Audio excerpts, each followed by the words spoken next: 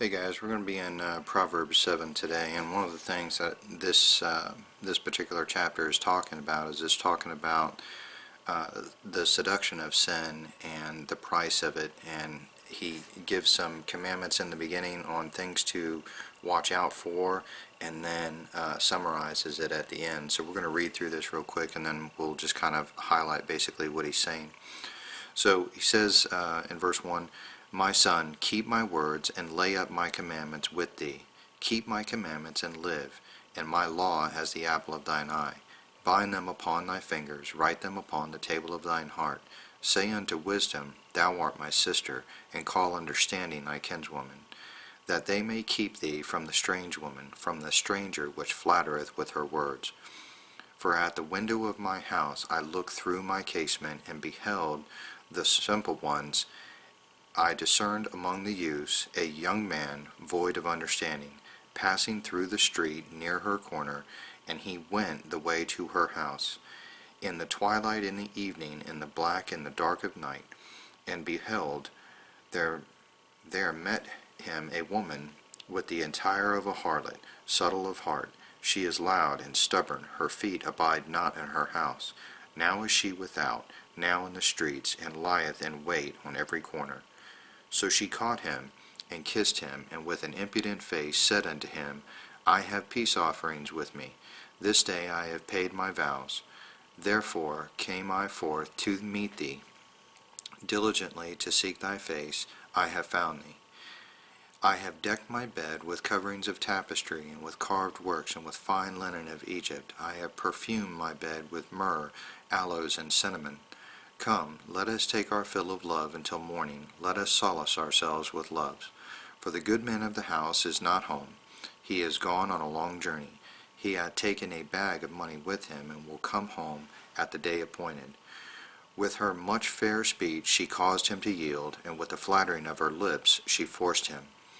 He goes after her straightway as an ox goeth to the slaughter, or as a fool to the correction of the stocks, till a dart strike through his liver, as a bird hasteth to the snare, and knoweth not that it is for his life. Hearken unto me now, therefore, O ye children, and attend to the words of my mouth. Let not thine heart decline to her ways. Go not astray in her paths. For she hath cast down many wounded, yea, many strong men have been slain by her. Her house is the way to hell, going down to the chambers of death. So, it starts off here in the first couple verses and basically is summarizing that, keep my commandments, seek after wisdom, seek after understanding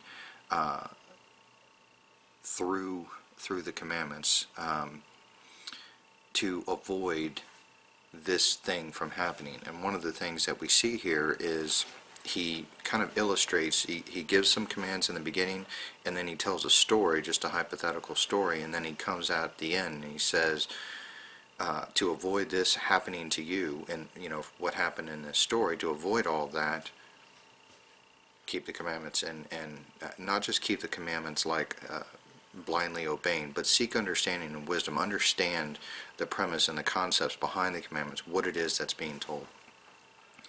And then he begins to tell a story about a guy who doesn't have understanding, who is out wandering the street in the dead of night, outside of an adulteress's house, and basically is flirting with sin.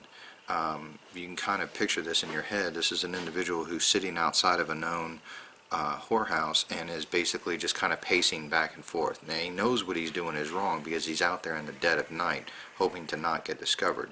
But by the same token, he still wants what he wants. He still wants that sin. He just doesn't want to pay for it. So ultimately, as he paces back and forth, and as he is kind of flirting on the outside edges, on those outside fringes of sin, I want you to notice that she comes out after him. This is not a case of this individual just blatantly seeking sin and then going to it. This is an individual who is flirting with the idea and knows that he shouldn't be doing it, but sin comes out to meet him and pursues him. So she begins to relate to him on his level, somewhat semi-religious level, and says, I have peace offerings with me. I have paid my vows this day. Therefore, I came out to meet you. I came to meet you. So she's talking about, she's flattering him. She's relating to him on a somewhat semi-religious level, because this is an individual who is being told to keep the commandments. So he's obviously somewhat religious. And then she begins to just slowly start unfolding what it is she wants to do, ultimately culminating in the fact that she says, come, let us go into my bed, let us, make love until morning. And then she begins to rationalize what it is that she's doing by saying the good man is not home. He's gone on a long journey, he's taken a bunch of money with him, and he's not going to come back for a while. So she's basically telling him, look, nobody saw you come in here. It's the dead of night. I come out to meet you. Come on in, come to my bed. And basically, that, who's going to know? Who's ever going to find out? And goes on to say that, with much fair speech, she caused him to yield. With the flattering of her lips, she forced him. And he goes after her straightway as an ox goeth to the slaughter, or as a fool to the correction of the stocks. One of the things that we see here is that just like a rancher, grabs a hold of that ox and pulls it on along, and the ox thinks he's going for a walk. He thinks he's maybe going to mealtime or whatever.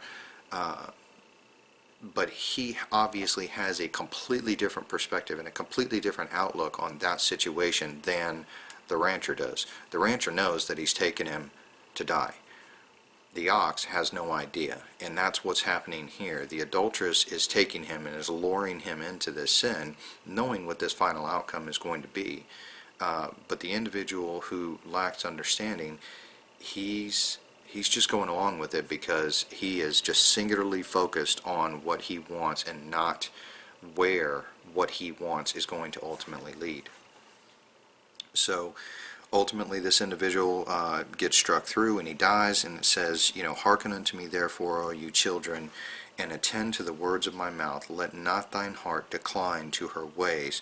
Go not astray to her paths. So he tells him, look, don't let this be you. Don't go this route. For she hath cast down many wounded, yea, many strong men have been slain by her.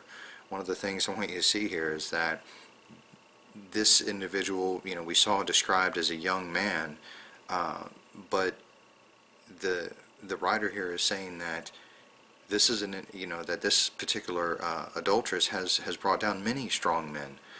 It's got nothing to do with your strength or your will.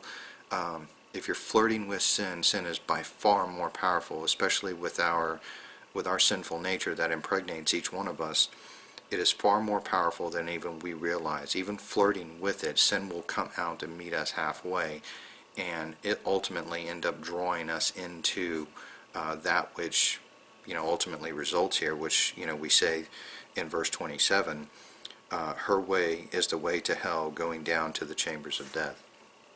So one of the things that I kind of wanted to point out just as a practical application is that sometimes in this particular story we're looking at adultery as being the sin that is drawing this individual astray.